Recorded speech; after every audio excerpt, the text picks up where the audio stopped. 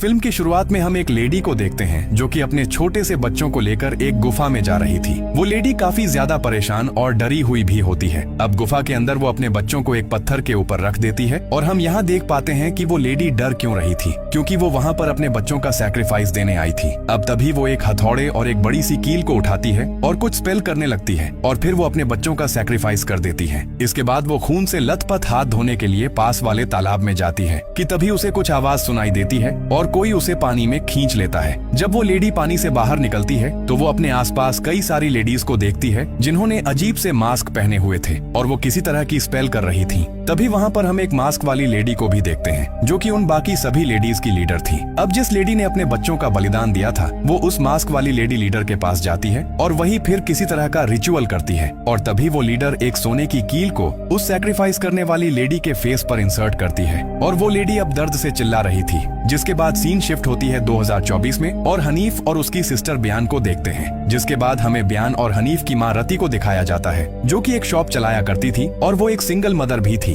खैर अब वो इतनी मेहनत करके पैसा जमा कर रही होती है लेकिन उसका भाई कादिर वहाँ आकर उससे पैसे मांगने लगता है और वो भी उसे मना नहीं कर पाती। अब यहाँ कादिर जो है ना वो जुआ वगैरह खेलता था, लोगों से लोन वगैरह लेता था और आज भी कादिर वहाँ पर आया हुआ था और रति हमेशा की तरह उसे पैसे देती है, लेकिन ये बोलते हुए कि ये आखिरी बार होगा क्योंकि अब बयान और हनीफ बड़े स्कूल में जाने वाले हैं और उसे पैसों की जरूरत होगी। लेकिन हम ये देखते हैं कि कादिर वहाँ आज पैसों के लिए नहीं आया था, लेकिन फिर भी वो बेशर्मों की तरह पैसे रख ही लेता है। अब वहाँ पर आने का उसका असल कारण ये था क्योंकि उनकी माँ जिसका नाम अंगुन है उनकी तबीयत काफी खराब हो चुकी है और उनकी केयर टेकर यति ने उसे अंगुन की हालत के बारे में बताया था। अब पास्ट में कुछ ऐसा हुआ था कि अब रति अपनी माँ से मिलना ही नहीं चाहती थी, लेकिन कादिर के काफी समझाने पर वो बच्चों के साथ अपनी माँ के घर जाकर उनको आखिरी बार मिलने के लिए मान जाती है। अब तैयार होकर कादिर और रति जो होते हैं वो बच्चों को लेकर अंगुन के घर के लिए निकल गए थे। अब रास्ते में हम देखते हैं कि कादिर के फोन पर मैसेजेस आए हुए थे जहाँ से हमको पता चलता है कि उसके ऊपर ढेर सारा कर्जा है। खैर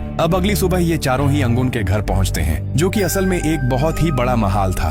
अब अंदर जाकर रति और कादिर देखते हैं कि घर पहले जैसा ही था, कुछ भी बदला नहीं था। अब वहीं वॉल पर अंगुन की जवानी वाली पिक्चर भी लगी हुई थी जो कि काफी सुंदर होती है, जिसे बयान और हनीफ देख रहे थे और हमको पता चलता है कि अंगुन वही लेडी है जिसको हमने मूवी की शुरुआत में अपने बच्चों का सैक्रिफाइस करते हुए देखा था। लेकिन सबसे बड़ी बात यह है कि अगर उसने अपने बच्चों का सैक्रिफाइस किया था तो यहाँ पर ये दोनों कौन थे, यानी कि रति और कादिर कौन थे। तभी वहाँ पर एम्बोक याति आती है, यानी कि उनकी केयर टेकर। अब वो कादिर और रति को ये बताती है कि जब से अंगुन की हालत खराब हुई है तब से ही वो वहीं पर रह रही है और वो उसकी देखभाल करती है। अब तभी अंगुन ऊपर से शोर करके यति को बुलाने लगती है और यति ऊपर जाकर अंगुन को शांत करने के लिए एक गाना प्ले करती है और अंगुन शांत भी हो जाती है। अब अंगुन यहाँ पर असल में पैरालाइज्ड हो चुकी है और वो सिर्फ अपना एक ही हाथ कभी कभी इस्तेमाल कर सकती है और उसकी बाकी पूरी बॉडी पैरालाइज्ड है। खैर फिर कादिर अंगुन के पास जाता है और उसे बताता है कि रति और उसके बच्चे अंगुन से मिलने के लिए आए हुए हैं। अब कादिर पहले हनीफ को अंगुन से मिलवाता है और फिर जब वो बयान से मिलवाता है तो अंगुन बयान का हाथ पकड़ लेती है। अंगुन उसका हाथ ही नहीं छोड़ रही थी तो यति उसको शांत करवाती है। बयान इन सब से बहुत डर गई थी और यहीं पर हनीफ रति से अंगुन की एज पूछता है और रति कहती है कि अंगुन कम से कम 70 साल की है, लेकिन हनीफ का ये कहना था कि अंगुन यानी कि उसकी नानी तो उसकी माँ रति से भी ज्यादा जवान लग रही थी। खैर अब हनीफ अपने रूम में चला गया था और उसके पीछे पीछे बयान भी चली जाती है। वहीं हनीफ बयान को अपने टॉय से डरा देता है और फिर जाकर एक चेयर पर बैठ जाता है और रति भी फिर वहाँ पर आ गई थी और वो बताती है कि वो चेयर असल में उनकी नानी अंगुन की है। अब तभी हम कादिर को पूरे घर की वार्डरोब्स को चेक करते हुए देखते हैं कि उसे कुछ बेचने के लिए मिल जाए और ऐसे ही उसे अपनी माँ की वार्डरोब की चाबियां मिल जाती हैं और वार्डरोब में से कादिर को उस घर के ओनरशिप डॉक्यूमेंट्स और कुछ पैसे मिलते हैं। वहाँ पर वही मास्क था जो कि अंगुन का था और मूवी की स्टार्टिंग में उस लेडी ने ऐसा ही सेम मास्क पहना हुआ था। असल में मास्क वाली लेडी एक ईविल गॉडेस है जो कि ब्यूटी की ईविल गॉडेस थी और अब आपको समझ में आया होगा कि शुरुआत से लेकर अब तक अंगुन इतनी जवान कैसे है। एनीवेज अब रात को खाना खाते समय कादिर यति से ये पूछता है कि उसने उन्हें पहले कुछ क्यों नहीं बताया कि अंगुन इतनी बीमार है, तो यति ये बताती है कि अंगुन तो ये चाहती थी कि कादिर और रति उस घर में कभी भी ना आए। खैर जब अंगुन की तबीयत ज्यादा खराब हो गई तब उसने शामन हुसैन को बुलाया था क्योंकि उसे लगा कि शायद से अंगुन किसी बुरी स्पिरिट की पोजेशन में है। है। खैर किसी को कुछ भी पता नहीं चला था, न ही हुसैन को और न ही डॉक्टर को। अब कादिर यति को ये कहता है कि वो हुसैन को एक बार फिर से बुला ले, लेकिन रति ये बोलती है कि अंगुन को डॉक्टर की जरूरत है ना कि किसी शामन की, और इस घर में कोई भी शामन नहीं आएगा। और फिर वो वहाँ से उठकर अपनी माँ के पास चली जाती है। खैर अब रति अपनी माँ के पास बैठ जाती है। वो रोने लगती है क्योंकि इतने सालों तक रति उससे दूर रही, और अब जब वो उनसे मिलने आई है तो अंगुन की हालत बहुत खराब थी। खैर अब अंगुन की आंखों से भी ये सुनकर आंसू आने लगते हैं, मतलब वो भी काफी दुखी थी। खैर उधर हनीफ का टॉय नहीं मिल रहा होता तो बियान उसे ढूंढने में हनीफ की हेल्प कर रही होती है। फिर तभी वहाँ पर यति आ जाती है और वो हनीफ के साथ ऊपर वाले कमरे में टॉय को ढूंढने लगती है। अब नीचे बियान को हनीफ के टॉय की आवाज आ रही होती है और वो आवाज का पीछा करते करते अपनी नानी जी अंगुन के रूम तक आ गई थी और टॉय अंगुन के बिस्तर के नीचे ही था। अब बियान बिस्तर के नीचे जाती है और जैसे ही वो उस टॉय को लेकर बाहर निकलने लगती है तो अंगुन का बिस्तर हिलने लगता है और जब बियान बाहर आती है तो अंगुन उसके ऊपर गिर गई थी। बियान काफी जोर जोर से चिल्लाने लगती है और उसकी आवाज सुनकर वहाँ पर कादिर, रति और यति आ गए थे और वो अंगुन को उठाकर बिस्तर पर लेटा देते हैं। लेकिन अंगुन अभी भी शांत नहीं हो रही थी तो यति फिर से वही सॉन्ग प्ले करती है और अंगुन अचानक से शांत हो जाती है। लेकिन तभी फिर वो उठती है और कादिर के मुंह के ऊपर उल्टी कर देती है और फिर से बिस्तर पर गिर जाती है। अब ये सब देखकर कादिर बहुत डर जाता है, इसलिए कादिर अब यति को बोलकर हुसैन को फाइनली वहाँ बुलवा लेता है। फिर हुसैन रात को आता है और वो एक रिचुअल करता है जिसकी वजह से अंगुन को काफी दर्द हो रहा था और वो रिचुअल कुछ ऐसा था कि हुसैन को अंगुन की बॉडी में कुछ फील हुआ और उसको निकालने के लिए वो ये रिचुअल कर रहा होता है। खैर अब हुसैन जो होता है वो रिचुअल शुरू करता है और एक एक करके वो अंगुन के फेस में से सोने की नीडल्स को निकालता है और ये वही नीडल्स हैं जो कि शुरुआत में उस इविल लीडर ने उसके अंदर डाल दी थी। और इसी दौरान अंगुन ने हुसैन के ऊपर हमला करने की कोशिश करी, लेकिन फिर भी हुसैन ने वो किसी तरह से नीडल्स निकाल ली और निकालने के तुरंत बाद ही शॉकिंगली अंगुन की बॉडी अचानक से एज कर जाती है, वो भी बहुत ही ज्यादा रैपिडली, और अचानक से वो खत्म हो जाती है। खाली हड्डियां ही हड्डियां बच गई थी, जिससे कि ये साबित हो जाता है कि इन्हीं नीडल्स की वजह से वो इतनी जवान थी। और ये सैक्रिफाइस क्यों दिया गया था ये भी हमको समझ में आता है, लेकिन आखिरकार इतने छोटे से बच्चों का सैक्रिफाइस सिर्फ इसलिए नहीं दिया गया होगा, बात इससे कुछ ज्यादा बड़ी थी। एनीवेज अब ये देखकर कादिर और रति बहुत दुखी थे और दुख से ज्यादा उनको सदमा लगा था। खैर अब हुसैन जाने से पहले कादिर को वो सोने की नीडल्स देता है और बताता है कि वो असल में चार्म नीडल्स हैं, जो कि अंगुन को उसकी नेचुरल डेथ से रोक रही थी। खैर अब हुसैन ये कहता है कि अंगुन जो थी उसने चार्म नीडल्स का इस्तेमाल करवाया, जिसके चलते उसको आम तरह से बेरी नहीं करा जा सकता और उसको उसी तालाब में ही डुबाकर उसका फ्यूनरल करना पड़ेगा और उन नीडल्स को भी उसके साथ ही बहाना होगा, तभी ये सब रुकेगा। खैर अब क्योंकि अंगुन की बॉडी नॉर्मल नहीं थी इसलिए वो उसको आम तरह से ट्रीट भी नहीं कर सकते और उन्हें उसका फ्यूनरल 7 दिन बाद ही क्लाइव ऑन फ्राइडे के दिन करना होगा। अब कादिर रति से ये कहता है कि यही एक तरीका है हमारी माँ अंगुन की सोल को शांति देने का। अब यहाँ पर रति काफी दुखी थी, लेकिन फिर भी यति की मदद से अंगुन की बॉडी को नहलाया जाता है। और सबसे बड़ी बात कि इस घर के अंदर कदम रखने के लिए गांव का एक भी व्यक्ति नहीं आ रहा था। सबको पता था कि अंगुन क्या करती थी, तो अब सारी की सारी जिम्मेदारी कादिर, रति और यति के ऊपर आ चुकी थी। खैर अब जब यति और रति अंगुन की बॉडी को नहला रहे होते हैं तब उन दोनों को अंगुन की आवाज आती है कि अब चले जाओ, और ये सुनकर वो दोनों बहुत डर जाती हैं। खैर अब रात को बियान और हनीफ जाग रहे थे क्योंकि रति अभी तक उनके पास नहीं आई थी, क्योंकि रति अपनी माँ के लिए प्रे कर रही थी। तभी वहाँ पर यति भी आ जाती है, लेकिन रति ये नोटिस करती है कि यति तो सामने से आ रही है और जब वो फिर से पलट कर देखती है तो उसके बगल में यति थी ही नहीं और अब सामने वाली यति भी गायब हो चुकी थी। तभी अचानक पीछे से अंगुन फिर से उसे जाने के लिए बोलने लगती है। इससे रति बहुत डर जाती है और फिर वहाँ पर असली यति आती है। मीनवाइल दोनों बच्चे सो रहे थे कि तभी बियान को रूम के बाहर से अंगुन के घुंघरू की आवाज आती है। वो हनीफ को उठाने की कोशिश करती है, लेकिन हनीफ नहीं उठता, तो वो जाकर दरवाजा खोलती है, लेकिन बाहर कोई नहीं था। अब वो वापस बिस्तर पर आकर सोने लगती है कि तभी वहाँ पर रखी हुई चेयर अपने आप झूलने लगती है और इससे बियान और भी डर गई थी। वो उठकर देखती है कि अचानक से अंगुन उस चेयर पर आ गई है, तो बियान डरकर चादर ले लेती है, लेकिन चादर के अंदर भी अंगुन थी। तभी वहाँ पर रति आ जाती है।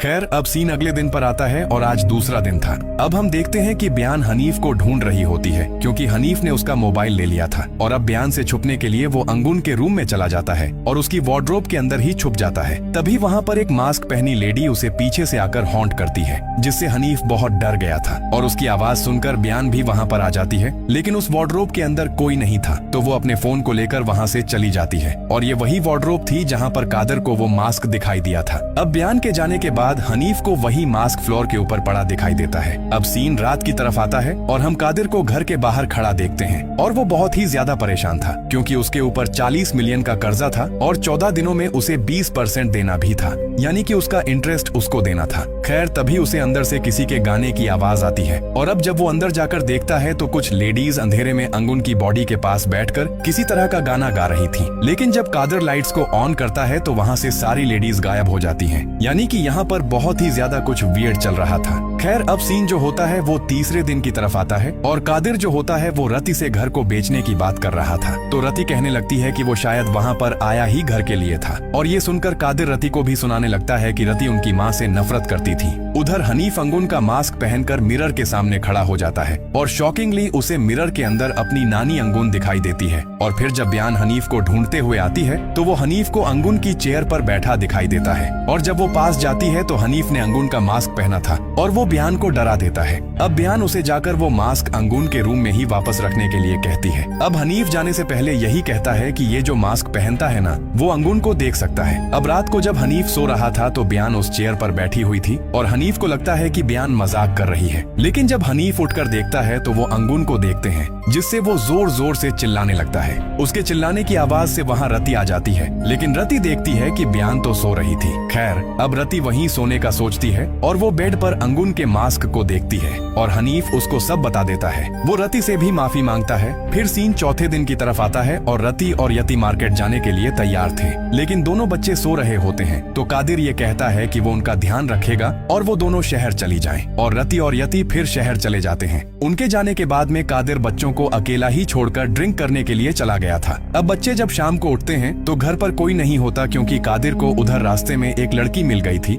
जिसके साथ वो मजे करने लगता है, इंटीमेट होने लगता है। खैर अब रात हो चुकी थी और घर के अंदर कोई भी नहीं था और अंगुन की लाश अभी भी वहीं पर पड़ी हुई थी उस घर में। अब बयान को वॉशरूम जाना था तो वो हनीफ को लेकर वॉशरूम जाती है और हम अंगुन की बॉडी को उठकर बैठते हुए देख पाते हैं। खैर अब हनीफ को भी वॉशरूम जाना था और जब बयान दरवाजा खोलती है तो बयान के पीछे अंगुन की बॉडी खड़ी हुई थी जिसको देखकर वो जोर जोर से चिल्लाने लगते हैं और सही समय पर वहाँ रति और यति वापस आ गए थे, लेकिन वो देखती है कि अंगुन की बॉडी तो अपनी जगह पर ही थी। अब अगली सुबह यानी कि 5वें दिन पर सीन आता है और हम कादिर को बिना कपड़ों के देखते हैं जो कि कब्रिस्तान में लेटा हुआ था, यानी कि उसने जो कुछ देखा वो एक छलावा था। और अब कादिर जल्दी से कपड़े पहनता है और जल्दी से घर जाता है। कादिर को देखते ही रति उस पर बरस जाती है, लेकिन कादिर ये कहता है कि वो बच्चों के लिए टॉयज लाया है, वो उनको मना लेगा। वो बच्चों के पास जाता है लेकिन बच्चे अपने मामा से नाराज थे और वो उसको बताते हैं कि उन्होंने अंगुन की बॉडी को चलते देखा है और ये सुनकर तो कादिर भी डर गया था। खैर अब सीन रात की तरफ फिर से आता है और रति देखती है कि बयान बिस्तर पर नहीं है तो वो बाहर बयान को देखने जाती है और वो बाहर कुछ लेडीज को देखती है जिन्होंने वही मास्क पहने हुए थे और वो अंगुन की बॉडी के अराउंड बैठी हुई थी और वो किसी तरह की चांटिंग कर रही थी। उनके बीच ही बयान भी बैठी हुई थी जिसने अंगुन का मास्क लगाया हुआ था। खैर वो लेडीज उठकर आती हैं और रति के इर्द गिर्द घूमने लगती हैं, बोलने लगती हैं कि अपना वादा मत तोड़ो। फिर जल्दी से रति बयान के पास जाती है और वो उसका मास्क हटाते ही वो लेडीज भी गायब हो गई थी। एनीवेज अब अगला दिन छठा दिन होता है और सबसे पहले रति वो मास्क जला देती है और फिर वो अंगुन की बॉडी को दफनाने का फैसला कर चुकी थी और कादिर के रोकने पर भी वो नहीं रुकती और रति अंगुन की बॉडी को कब्रिस्तान में दफना देती है, जबकि हुसैन ने साफ इनकार किया कि अगर अंगुन का फ्यूनरल पानी में नहीं हुआ तो दिक्कत हो जाएगी। और इस बात का एहसास जल्दी ही रति को हो गया था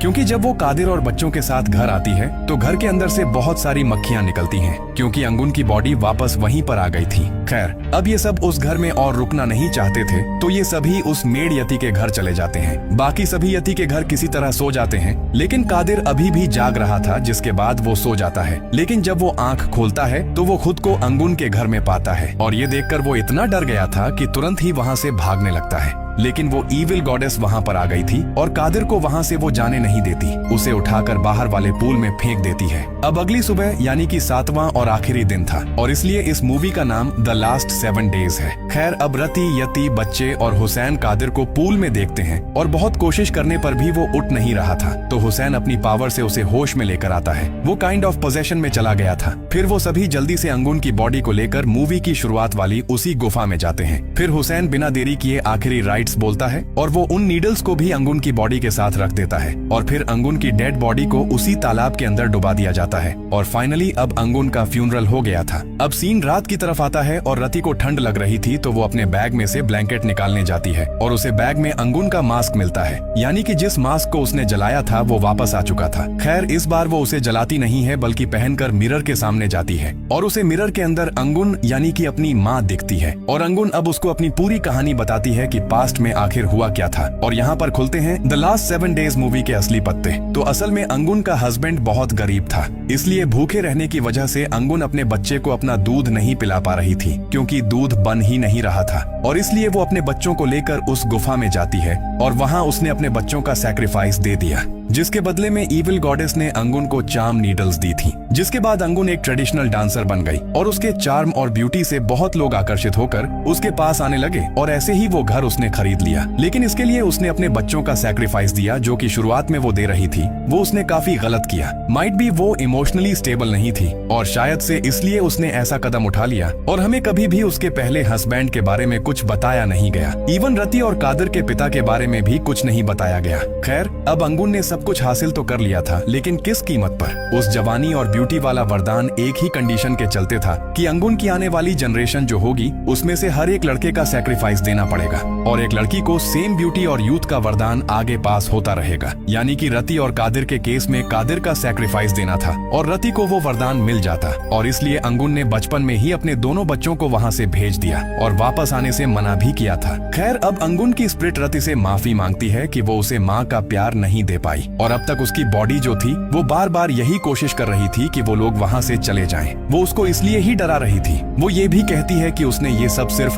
रति और कादिर को बचाने के लिए ही नहीं बल्कि अपनी आने वाली जनरेशंस यानी कि ब्यान और हनीफ को बचाने के लिए भी किया था और अब रति को ये सब खत्म करना होगा और इसके लिए रति को वो नीडल्स वहीं लौटानी होंगी जहाँ से वो आई है और उस मास्क को भी तोड़ना होगा। अब अंगुन उसको एक मंत्र भी बताती है जिसे बोलने के बाद रति अगर वो मास्क डिस्ट्रॉय करेगी तो ये सब कुछ खत्म हो जाएगा। अभी अंगुन बात कर ही रही थी कि पीछे से वो इविल गॉडेस अंगुन को अपने साथ ले जाती है। अब रति समझ जाती है कि कादर ने वो नीडल्स अपने पास रखी हुई है और वो उसके पास जाकर उससे वो नीडल्स मांगती है और उसको वो नीडल्स फाइनली दे देता है। लेकिन अब बहुत देर हो गई थी क्योंकि वो इविल गॉडेस ब्यान और हनीफ को सीलिंग के साथ चिपका देती है और उनके चिल्लाने की आवाज सुनकर कादर और रति वहाँ आते हैं। लेकिन वो इविल गॉडेस ब्यान और हनीफ को खींचकर अपने साथ लेकर जाने लगती है। रति काफी कोशिश करती है लेकिन वो इविल गॉडेस हनीफ को अपने साथ ले गई थी, यानी कि लड़के का तो सैक्रिफाइस होकर ही रहेगा। अब चाहे ये सैक्रिफाइस हनीफ का हो या फिर कादिर का, तो अब उनके पास बस एक ही रास्ता था कि उस तालाब में जाकर वो नीडल्स को लौटा दें और वो दोनों ज्यादा देर नहीं करते, जल्दी से उसी गुफा में जाते हैं और तालाब के पास जाते ही रति उन नीडल्स को उस तालाब में फेंक देती है और साथ ही वो स्पेल भी बोलती रहती है जो उसे उसकी मॉम ने बताए थे। नीडल्स पानी में फेंकने के बाद भी जब हनीफ वापस नहीं आता तो रति चीख कर कहती है, मैंने तुम्हारी चीज तुम्हें वापस कर दी है, अब हनीफ को लौटा दो। तब तालाब में से एक आवाज आती है, हम वही ले रहे हैं जिसका हमने उससे वादा किया था। यह सुनते ही कादिर रोने लगता है और कहता है, हनीफ को छोड़ दो, इसके बदले तुम मेरी जान ले लो। उसके यह कहते ही हनीफ पानी के ऊपर आ जाता है। हनीफ को देखते ही रति और कादिर दोनों पानी में जंप कर देते हैं और तैरते हुए हनीफ को किनारे ले आते हैं। रति हनीफ को होश में लाने की कोशिश करने लग जाती है, लेकिन जैसा कि कादिर ने कहा था कि वो हनीफ को छोड़ दे जिसके बदले वो उसके साथ जाएगा, तो अब इविल गॉडेस कादर को अपने साथ लेकर जाने वाली थी। वो उसे खींचकर तालाब की दूसरी साइड ले जाती है, लेकिन रति अपने भाई कादिर को बचाने के लिए वो मंत्र बोलती है और फिर वो एक मास्क को एक पत्थर की हेल्प से तोड़ने लगती है। जैसे जैसे मास्क टूट रहा था वैसे वैसे उस इविल गॉडेस का मास्क भी टूट रहा होता है और पूरा मास्क टूटते ही वो वापस तालाब में लौट जाती है। अब कादिर और रति काफी खुश थे, लेकिन जैसा कि इविल गॉडेस ने कहा था वो तालाब से निकलकर कादिर को खींचकर उस तालाब की गहराई में ले जाती है, यानी कि जो सैक्रिफाइस बोल दिया उसको तो वो लेकर ही जाएगी। रति बहुत कोशिश करती है कि वो अपने भाई कादिर को बचा सके, लेकिन वो इविल गॉडेस धीरे धीरे कादिर के साथ पानी की गहराइयों में गायब हो जाती है। अगले दिन दिखाया जाता है कि रति केयर टेकर और अपने बच्चों के साथ इस घर को लॉक करके यहाँ से चली गई थी। मूवी के पोस्ट क्रेडिट सीन में हमें 100 दिन बाद के इस सुनसान घर को दिखाया जाता है, जहाँ पर अब रति की मॉम की वो पेंटिंग नहीं थी जो उन्होंने आते ही इस घर में देखी थी। रति की मॉम के रूम में हम एक लेडी को डांस करता हुआ देखते हैं और बस इसी मिस्ट्री के साथ यह कहानी यहाँ खत्म हो जाती है।